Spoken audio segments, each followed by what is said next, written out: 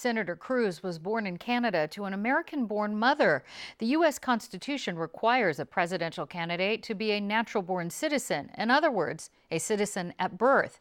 That got our partner, iNews Source, thinking about what it means to be a natural-born American compared to someone who becomes naturalized. So they crunched some numbers. Joining me with the results is iNews Source investigative assistant Madison Hopkins. And Madison, here in the U.S., what does it specifically mean to be a natural-born citizen? Basically that someone was a citizen at birth. So that either means that they were born in the United States or they were born abroad to one or both American parents who fulfilled certain residency requirements. Okay, and so you looked at the numbers of natural-born citizens first, and what did you find there? Yes, so there's about 4 million babies born in the U.S. every year. And combine that with another about 60,000 people who are registered overseas births to U.S. parents, meaning they were born abroad to one or more parents who fit those requirements you talked about. And then, so then the other choice then is to be a naturalized citizen. What does it mean to be a naturalized citizen? How does that process actually work? That means that a legal permanent resident who's come over here, an immigrant who's come over here, fulfills certain requirements for citizenship, including being a permanent resident, a green card holder, for at least 5 years in most cases, 3 years if you're married, or 1 year if you were serving that time honorably in the military. And then they have to go through an application process to complete the path to citizenship. And you did some numbers on this. How many people did you find? We looked at those numbers, and last year across the country, we found that 650,000 people became citizens. And we also looked at the numbers of naturalized citizens since 2001 and saw that more than 9 million people were naturalized in that time period. So the total number of naturalized citizens from 2001 to 2014 was? More than 9 million. It was 9,454,657 to be in exact. that 13-year period. Yes. I see. Now, you actually went to a naturalization ceremony here in San Diego a few weeks ago. Let's see what that looked like. My name is Rishi Ranjan. I'm 40 years old and I'm from India. Peggy Weisico. I'm 31 and I'm from China. Myra Ramirez Sandoval, and I'm 35 years old. My name is Christopher O'Kane and I'm 40 years of age and I'm from Ireland originally. All of these applicants have been examined by the United States Citizenship and Immigration Services and have been found to be qualified to become United States citizens. I moved because of the discrimination in my country, and because I used to work with the American force in north of Iraq, and the terrorists, when they figured out that I was working with the Americans, they threatened me.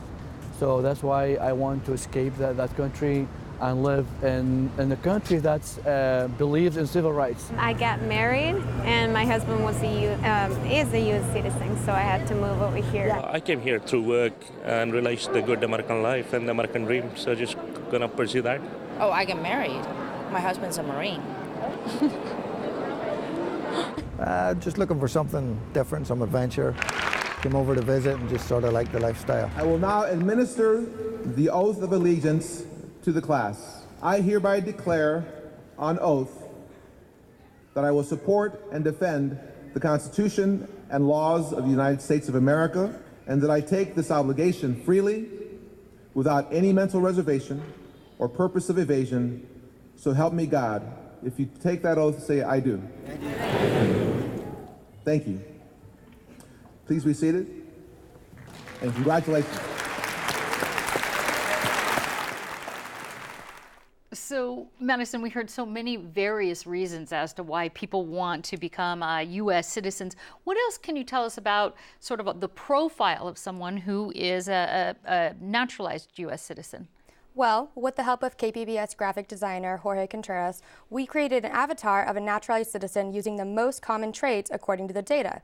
In other words, when we looked at the demographics, things such as age and employment. Take a look.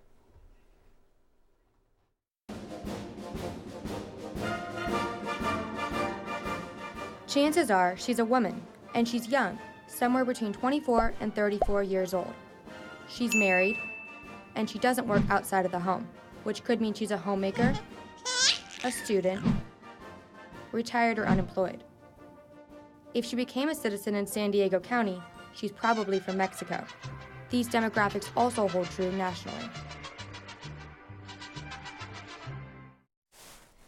So that's pretty interesting. So you also broke out some specific numbers of the country of origin.